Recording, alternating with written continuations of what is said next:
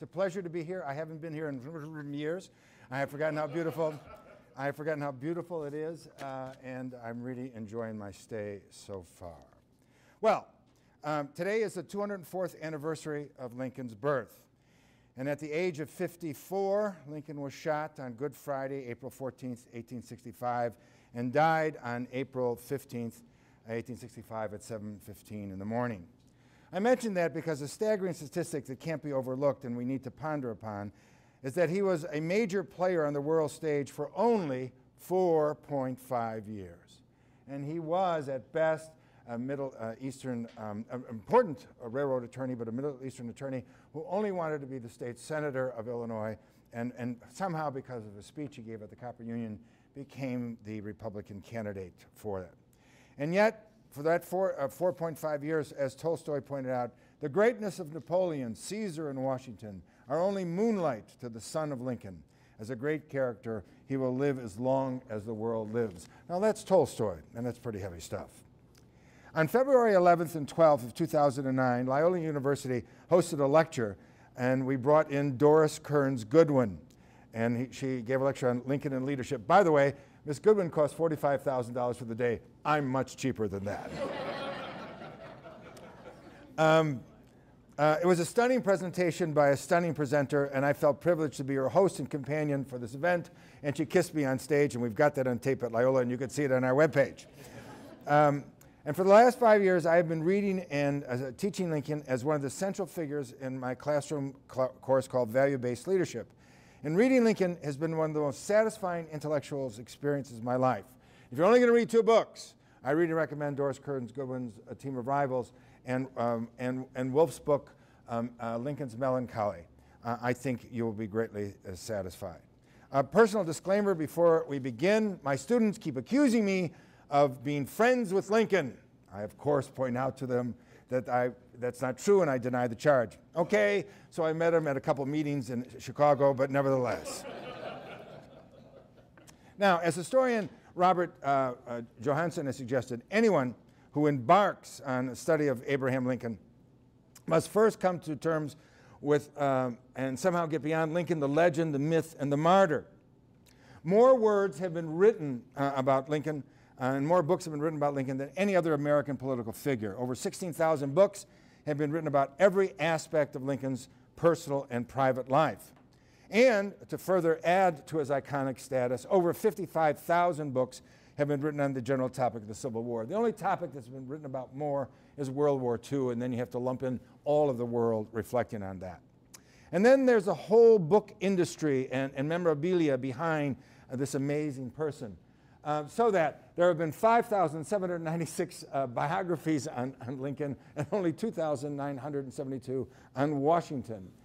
249 of those biographies were published in 2009, or at the bicentennial of his death. So we're in love with this man. This man is really important to us. And Harold Holzer alone has done 42 different books. Oops, did I go too fast? Let me try that again. I'm so sorry. Then there are the bestsellers, if I have this correct, because I am challenged. The bestsellers, of course, Team of Rivals, Doris Kearns Goodwin, Lincoln by Donald, which is a wonderful book, Tried by War, Abraham Lincoln as Commander-in-Chief, McPherson. And believe it or not, although I don't like his politics, I don't like the man, I don't like the show, Bill O'Reilly's book on killing Lincoln is brilliant, truly brilliant. And I truly recommend it. Lots of factoids. Here's a little factoid. Robert Lincoln and John Wilkes Booth dated the same woman.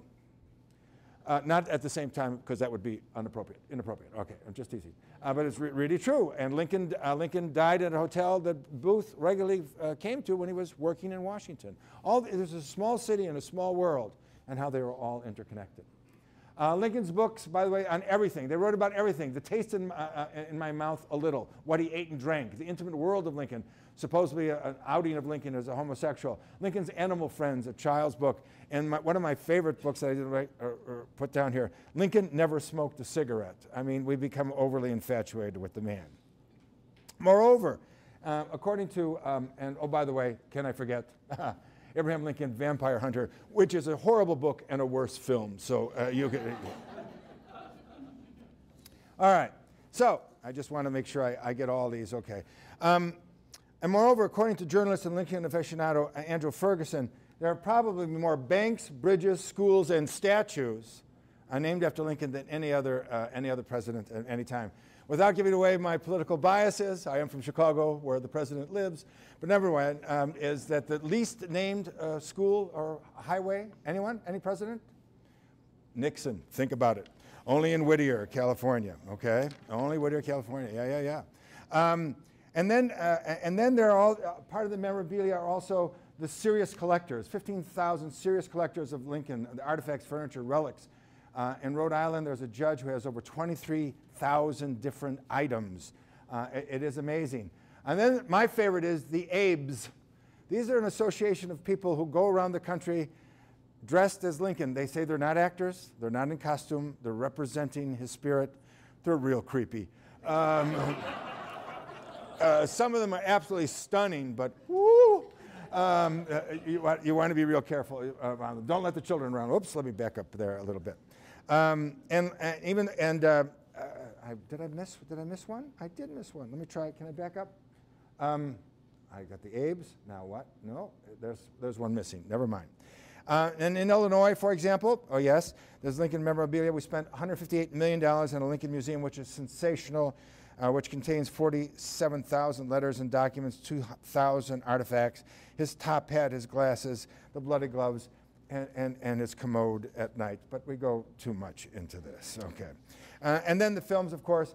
If you haven't seen the Steven Spielberg film on Lincoln, it is everything that it could have been when the opening scene, as I put in a blog someplace, although I think it's really a Hollywood scene, when he speaks for the first time, it's really Lincoln. Now, having said all this, to get past the myth, the mythology, nevertheless, at the human level, it's hard to deny Lincoln's iconic status. And all you have to do is look at the pictures. The one we all love, yeah? This is 1863. This is Lincoln, a man in full, looking directly at you. Lincoln was a technocrat. He believed that photographs were the wave of the future. So he had himself photographed early on because he felt people should know what the people look like. You'll notice in all the pictures, his hair is different because he never combed it, and the photographer would do something with it in order to do it. The famous iconic 1864, which is the $5 bill, which I think, again, he looks healthy here, doesn't he? Keep this in mind right now. This is not the Lincoln you saw in the film. The famous shot with his bodyguard didn't do such a good job, Mr. Pinkerton, and General McClellan. He was, the average man at that time was about 5'8". So at 6'4", this was a giant, and he wore the hat on purpose. It was not just fashionable; it further intimidated folks, as you could well see. And he wanted to intimidate those generals, believe me. One of the earliest shots, one of the more handsome shots, the shot that Doris Kearns Goodwin supposedly fell in love with. It looks like it's been touched, but it hasn't been touched in 1858. You've only seen him in a black suit. Here's his only white suit. Took one picture, didn't like the suit, never put it back on again, but there it is. In 1858 again. The 1864 shot with Tad, whom he really loved. And in 1857, coming out of a law convention in Chicago, he stepped down the block for a quick photo. Oops, quick photo, and there it is. Look at that. How can you not love that face, that nose? You think he's Italian with that nose, but let's not go into it right now. And then the first picture he ever took, his hair is totally slicked back. He borrowed the suit from the undertaker, but he was a starting lawyer in 1846. This is the one I want to get to, though. The one you saw in Spielberg, that he's emaciated, he's very tall, he's clapping his feet, he's got arms, he's got all sorts of problems, because he's living on an apple, bread, and water. And he never went to sleep during that war. This is his picture entering the White House. He grew the beard because it was fashionable and because people said he was ugly, so he was covering up something. This is an inmate at Auschwitz. This is 2 weeks before he died. He was dying then. John Wilkes just increased the rate a bit. And yet, with all this, look at these pictures, right? These amazing pictures of who he is and what he is. In the words of William Miller, Abraham Lincoln was not born on Mount Rushmore. He did not come into the world as a certified hero with his memorial already built on the mall and his face already stamped on a penny. But it is a curious truth that an unschooled 19th century American politician named Abraham Lincoln from the raw frontier villages of Illinois and Indiana has turned out to be among the most revered of human beings that has ever walked this earth. Except for religious figures, he has few superiors on the short list of the most admirers and even a shorter list of the most beloved of humankind. And I think it's true. I think it's true in Europe. You see pictures of Mandela all over South Africa, as well as Abraham Lincoln, and it touches me. Now, in the ethnic neighborhood I grew up in, full disclosure, I'm Italian and Jewish. I have guilt coming and going. I grew up, the neighborhood I grew up in, the good sisters who taught us, had three goals in mind: literacy, Catholicism, and assimilation. And because of this, we got lots of homework every night. We had to go to Mass every morning before class. And every year, we got off school for both Washington and Lincoln's birthdays. Now, back in the day, the nuns treated these birthdays like holy days of obligation. And to be honest, the nuns didn't spend much time on Washington. After all, everybody knew he was honest and he didn't tell a lie. And Washington was an aristocrat, a gentleman. So of course he was good. We expected him to be good. So there's no moral learning value in that, right? But Lincoln was a man of the soil, a man of Illinois. Illinois nell'America, as the nuns would say, because they spoke Italian with me. And so the good sisters stressed him, and that he was neither a scholar or a gentleman, and that Lincoln had to work at being good. Well, Lincoln had to want to be good. Lincoln had to choose to be good. For them, Lincoln was the product of a strong work ethic and the fulfillment of the American dream. For those good nuns, Lincoln was a secular saint, and so revered him for that. Now, having said all this, full disclosure requires me to briefly point out that while he was alive, Lincoln was no secular saint. Lincoln was the most reviled man in America. And, excuse me, and John Wilkes Booth was not the first one to take a shot at him. Lincoln happily missed the other shots along the way. And he was one of the most intensively hated public figures in a country that was ripping itself apart and brother killing brother.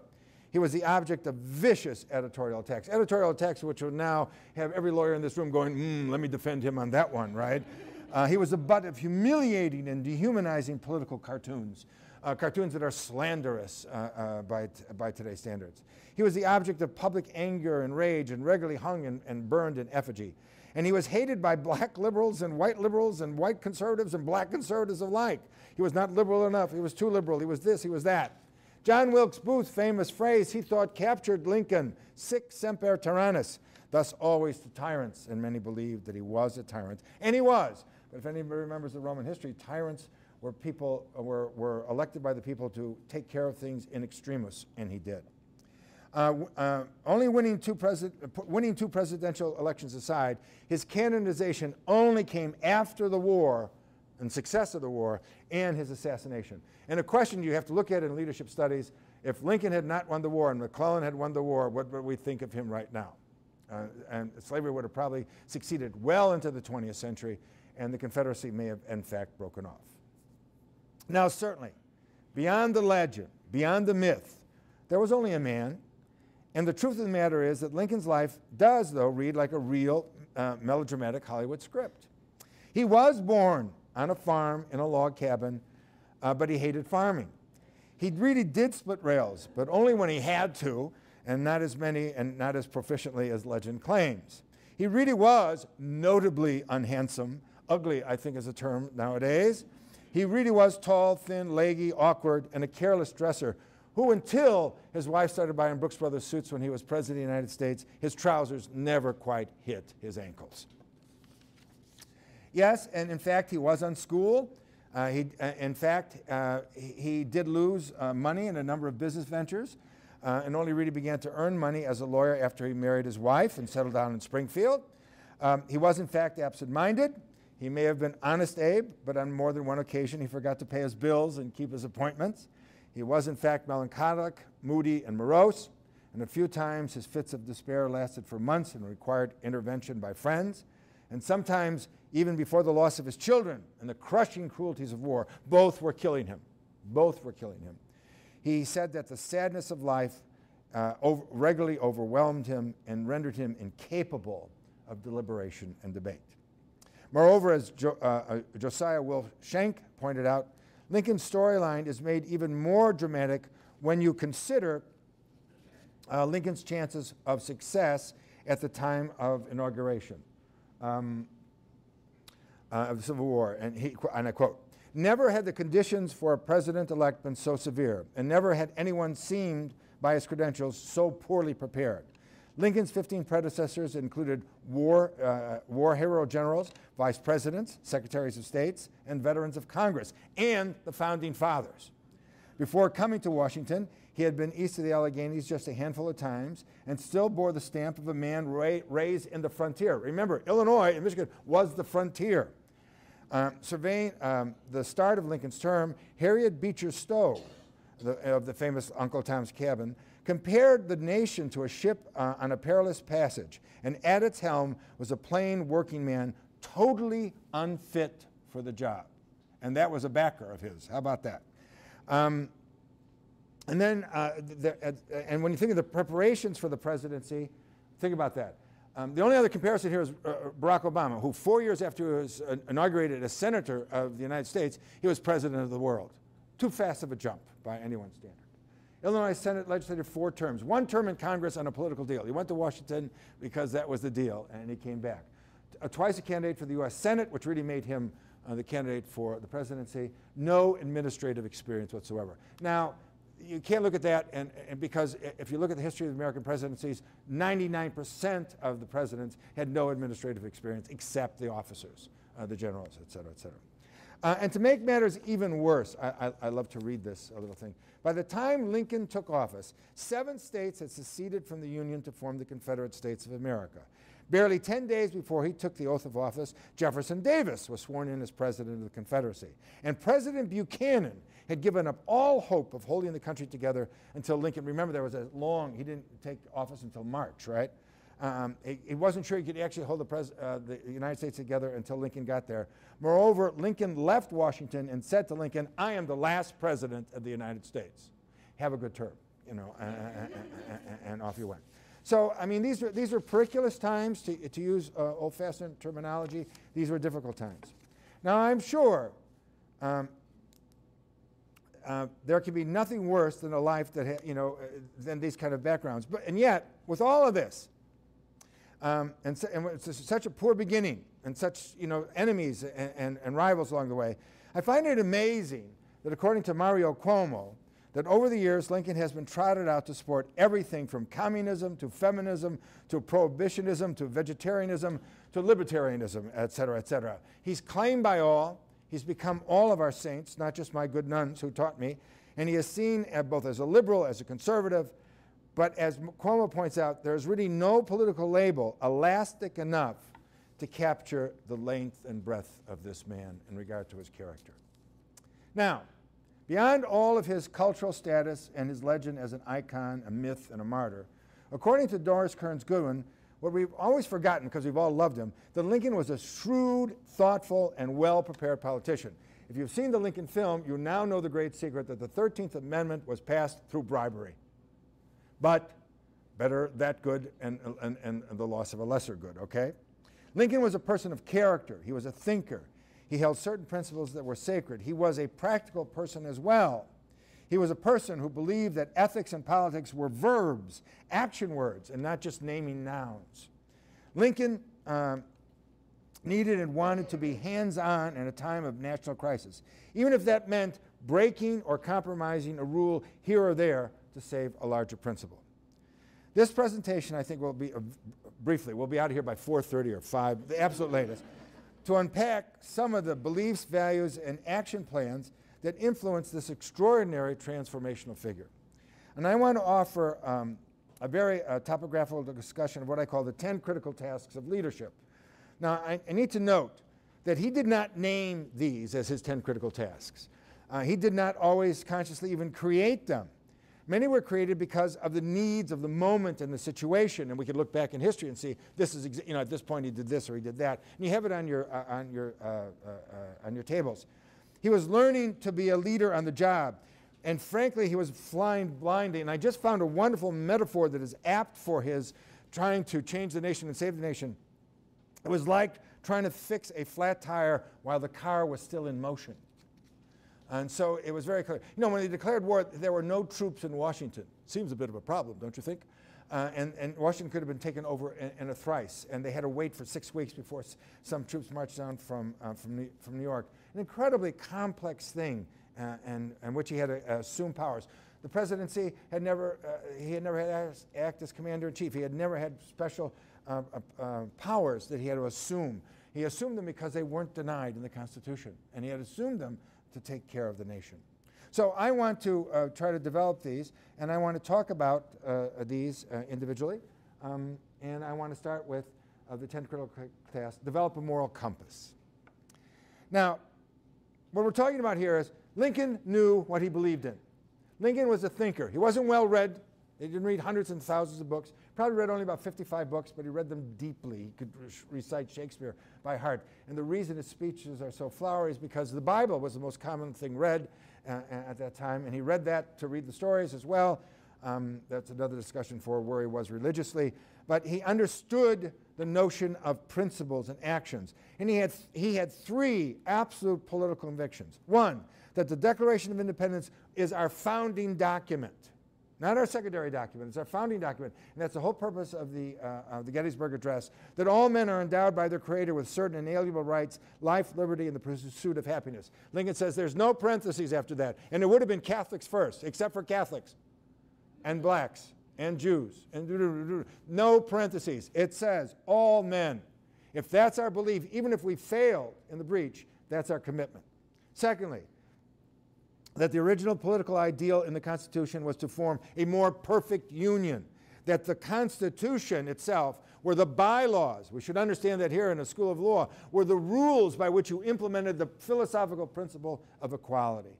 And that, and he believed with Clay, that liberty and union, one and indispensable now and forever, a more perfect union, that the Constitution was not, were the laws, but not the principle of the states.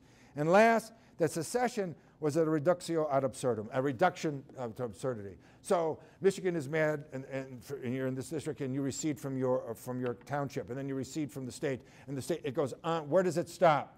You can't do that. In a democracy, we have to work it out, not run away. Otherwise, you got a yeah-yeah fight. Remember, guys, in the playground? Yeah, well, I'm going home, and you took the ball and left. It doesn't make any sense. As he said in his message to Congress in 1862, I consider the central idea of the struggle is the necessity that is upon us of proving that popular government is not an absurdity. Only England and America were democracy in the world right now, and one South American country. If we fail, if we go, it will go far to prove the incapacity of people to govern themselves. Lincoln believed that the Union and our general democratic ideals had to be saved and preserved.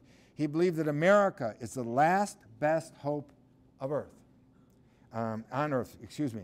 And that was his message to Congress in 1862. And so those were his convictions. He said, I need to save the Union. That famous letter that he sent to the paper baron, and name escaping me right now, quick, the paper baron, you know who I mean, Greeley. And he said, first I will save the Union. Then, nothing else is important. Till I save the Union, then we can vote on every other issue. We need to save the Union. Secondly, think logically. What a concept. I hope my undergraduates grasp it sometime before I die. By the way, 46 years at Loyola, not 40. I know every second I've been there. Anyway, think logically. Be clear about your methodology. Lincoln was a child of the Enlightenment. Lincoln was not afraid of work, but he wanted to work with his mind and not his body. He believed in the powers of words. He believed in the powers of logic. Reason, he said, is our only acceptable form of public discourse.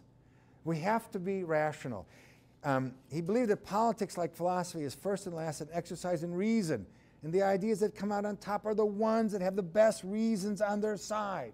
For Lincoln, and I hope this is taught in this law school, he was a man who believed in the logic of law, that law is based on reason. Law is based on a conviction, on a compromise or a contract between individuals to behave in a certain way. Law is neither magic, mystical, or sacred. It can be changed. In fact, Lincoln would have accepted secession if we could vote on it, but we couldn't vote on So he believed in the power of law. He believed that law is the way that divides us, civilization and barbarism. And he believed law is the only way groups could live together. Don't forget the very word for civilization is civitas, which is cities. And Aristotle was right. Civilization only begins in cities. Number 3, get your politics right. Margaret Thatcher, a name I rarely evoke, especially to associate with Lincoln, said principled decision-making has to be properly prepared for. I think that's absolutely correct, no matter what it is. Get your politics right. Lincoln understood that you can't simply impose major policy, that you must teach, that you have to give people time to adjust, to understand what's going on, and that the role of a leader is to teach, to preach, and to be a cheerleader very often. Now, George Bush, too, in the second term, the first year of the second term, remember, he says, I'm going to use some of my social capital, and I want to change Social Security. And to his great credit, although I'm glad it failed because I'm going to start collecting in 3 months. You have to at 70, you know. He said he went around and gave 90 speeches. I want to change Social Security. That's exactly the power of the office. He just couldn't mandate it. He wanted to teach. It failed. Okay? Mr. Obama spent a year of his presidency trying to get the medical changes in. That's still, you know, yet to be totally adjudicated. But he had to teach, he had to preach, he had to change. And what Lincoln understood is you just can't act, even in a righteous cause. So Fort Sumner, when South Carolina, when it was attacked by the Confederacy, finally in April 12, 1861, then Lincoln could act. He would not reinforce or attack. He waited for the Confederates to fire the first shot, so we had the high moral ground. He says, you just can't act. It can't be too precipitous. You have to get people ready for this. The Emancipation Proclamation, which is critical. Lincoln said, and Lincoln always said, slavery is wrong. It's always been wrong. I've always believed in that, although Lincoln was a slow learner. He went all the way from abolition to, you know, he came all the way around, including sending all blacks back to Liberia, or the new state of Liberia, freedom place, okay? But he was not an abolitionist. He wanted to send them either to Liberia or to Haiti or South America, but there are 4 million slaves in it. Lincoln's principle is some of this. The Constitution does not allow me to free the slaves. The Constitution says that slaves are property. No president can take property away from another human being. We could buy them. He also had a plan to buy every slave for $400, okay? He said, but I can't do that. So the Emancipation Proclamation was, since they're property, and since we've captured their lands, we've now taken their property, and they're free. That whetted the North's ability to accept slaves as free, because at the end, the war was about the freedom of slaves and the right of secession. But don't think every Northerner was, yay, let's free the slaves. That was not the case. He had to teach, he had to preach, he had to cheerlead to the effect.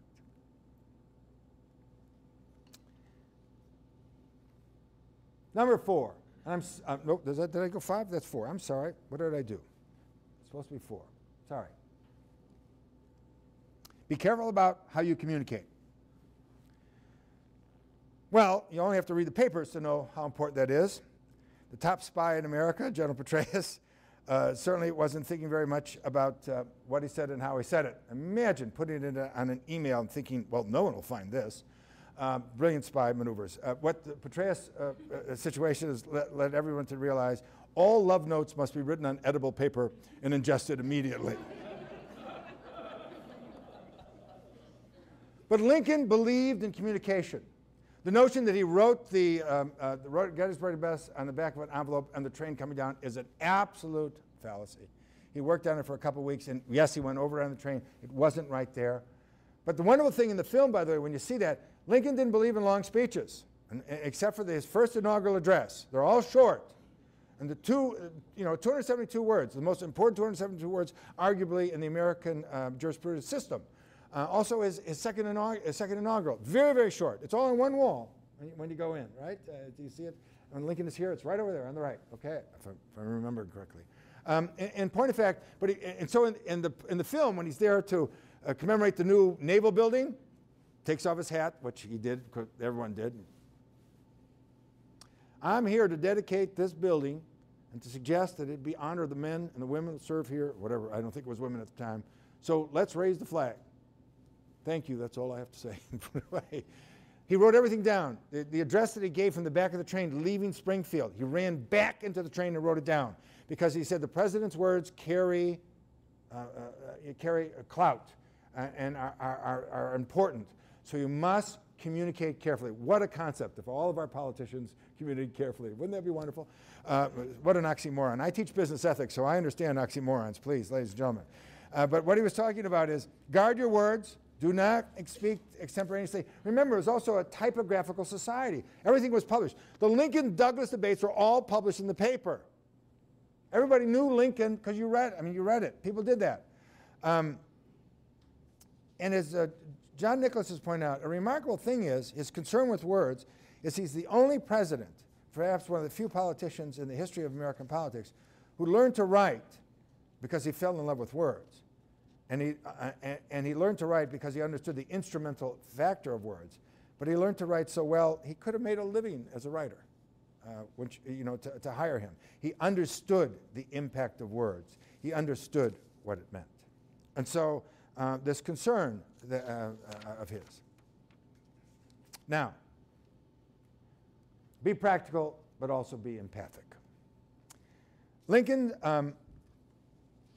had practical intelligence, and Lincoln really believed that the purpose of being a politician is to implement as best as possible the ideals of a people and the ideals of a nation.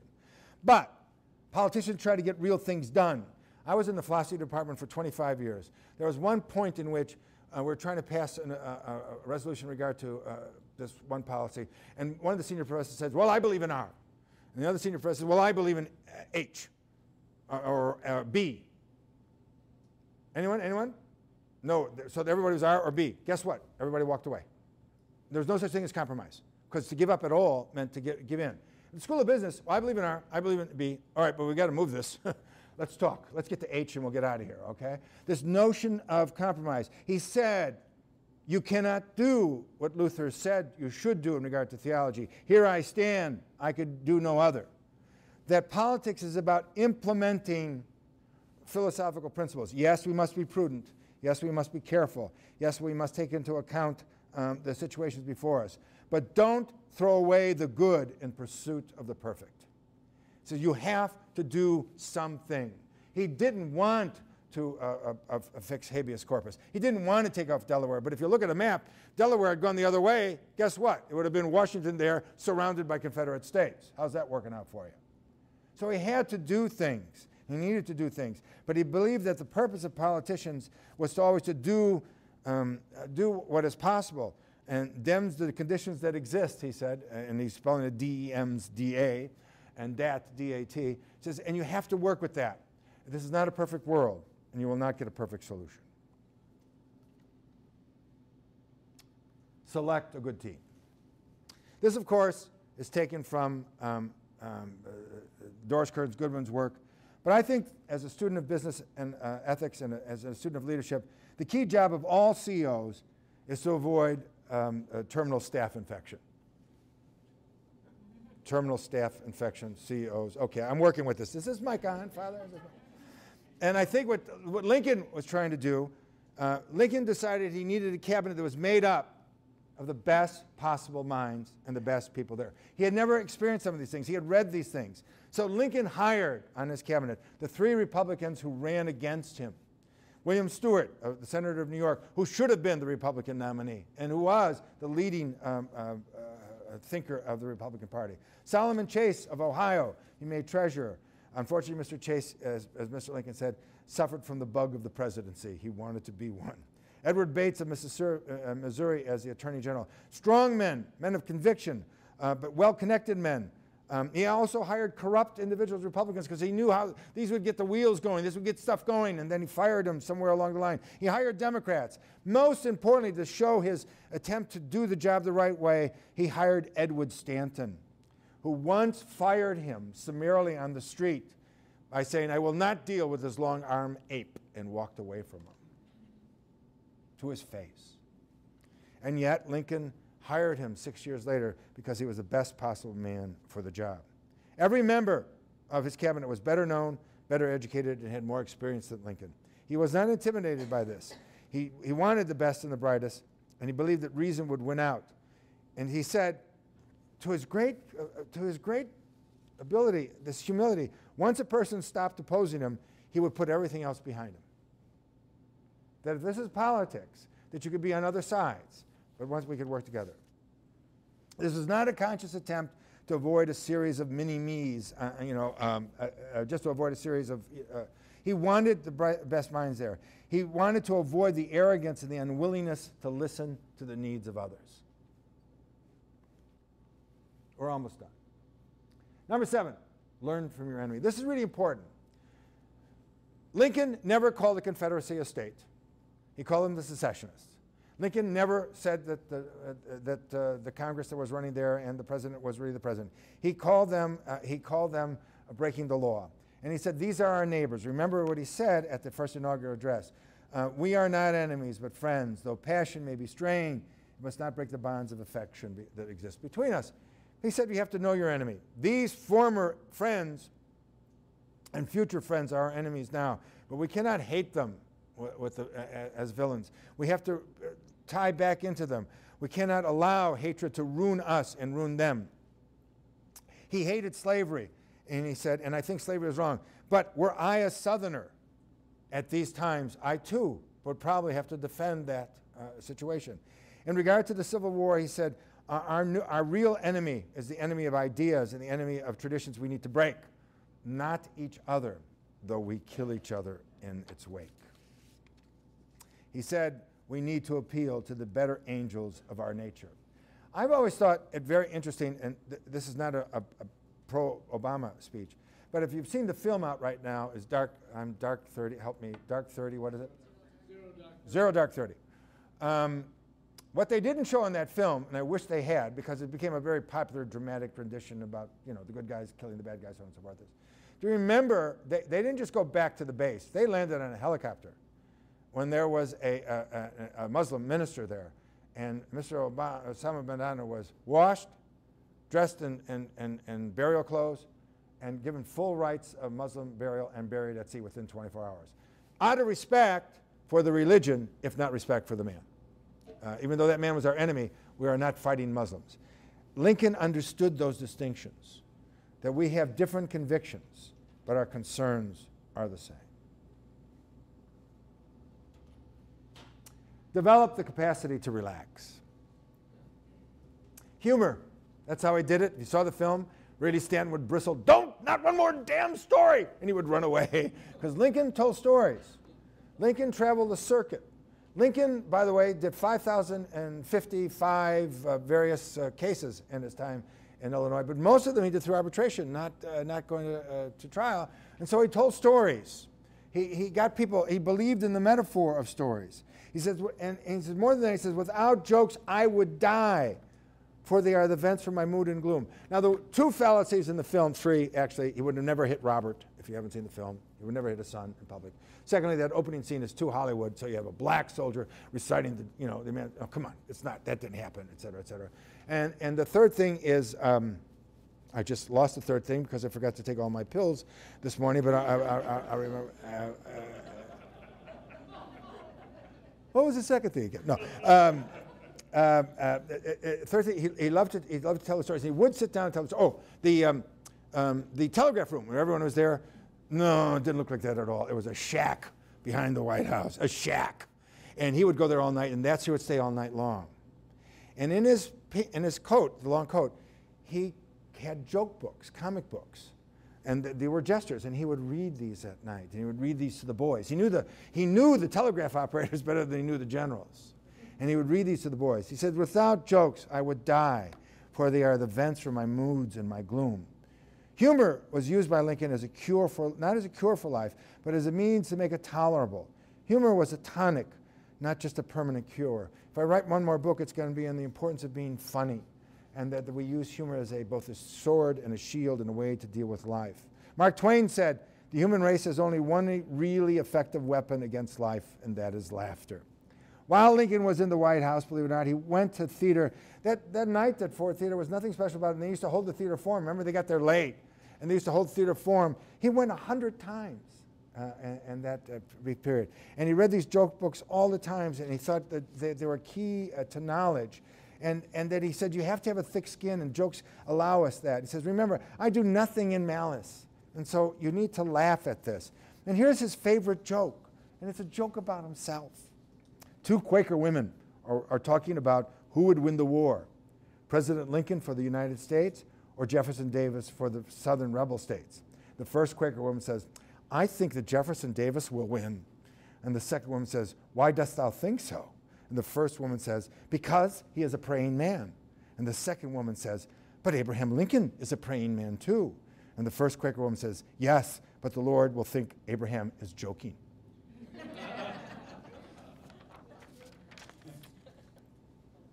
That was huge in 1865, but nevertheless. I mean, you'd be on the floor laughing. Find your grant. Besides the staff, besides your inner circle, good executives, good leaders have to find the right people for the right jobs up and down the line. Your middle class, your middle executives, your lower executives, your staff, your people.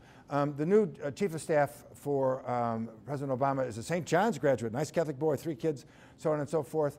And he's there 24/7. That he has 3 kids. The wife says, yeah, he's been home 4 times, so we've been lucky. But, you know, because this is total commitment, absolutely total commitment. He has no life of his own, so on and so forth. You need that in these kind of power jobs. That wonderful article last year in Atlantic Magazine by the woman who left working for Hillary as Hillary's assistant says, certain jobs simply can't be done. They demand too much of us, but we need to find the people who could do them because they have to be done. So he said, you got to find your grant. Get the right people at the top. Get the right people to do the right job. Don't try to do everything yourself. Choose subordinates that are prepared to do the job. And choose subordinates who will follow you, who believe in you. He says, surround yourself with people who know their business and share their success. Give them their lead. Remember what they said of Grant. No one would fight. McClellan wouldn't fight. He created an army, didn't want to lose that army. And people kept saying, well, Grant wins, but he drinks. And Lincoln finally said, find out what he's drinking and pass it around to the rest of the generals, you know. Because this is the only man that will fight. You need, and Lincoln understood it so well. You didn't want to capture property. You wanted to kill Lee. You needed to kill Lee's army. That's what it was about. He understood for the first time huge armies facing each other. If you've seen Gettysburg, by the way, the film is longer than the battle. And if you've been I was at Gettysburg College last year delivering an address, and I got to go to the battlefield with them. And this horrible thing that happened there, he was mad at Meade because Meade could have then said, forward, go, get him. But he let Lee skip away because he said, I won this battle. I don't want to lose the war, though. He was afraid. He was afraid, okay? But we needed to do that. And he said, you need to find people. I can't be there every time. I have to do it. Finally, accept change. Learn from your errors. Accept responsibility. Be humble. Change is inevitable. You have to be open to it. You have to either try to manage it or be managed by it. And you have to be willing to change with change. And you have to learn not to rationalize your errors and not to always defend yourself. Fred Stewart, Mr. Stewart's son, said, presidents and kings are not apt to see their flaws in their own arguments. But fortunately for the Union, it had a president at a critical juncture in its history who combined a logical intellect with an unselfish heart. He knew when he was wrong, and he accepted responsibility for his errors. And he learned from his errors. By the way, at Gettysburg, that was the first major win, except for Antietam before. So he wrote Meade this hostile letter, 3 pages. Damn it, you should have gone. And when it was all finished, put it in an envelope, and wrote on the envelope, to General Meade, never to be delivered. Because he realized, this is the only guy I ever had to win. I'm not going to now smack him for it, you know. So he understood. He said, because I'm ultimately in charge. When the Union was losing, until we took Atlanta, until Sheridan came down and took Atlanta, Lincoln was losing. He would have lost it to McClellan. McClellan would have settled the war. Slavery would have continued. All those deaths for nothing. But Lincoln was planning a transition to McClellan because that's what the law said. And that's what the Union was about. And he was willing to accept.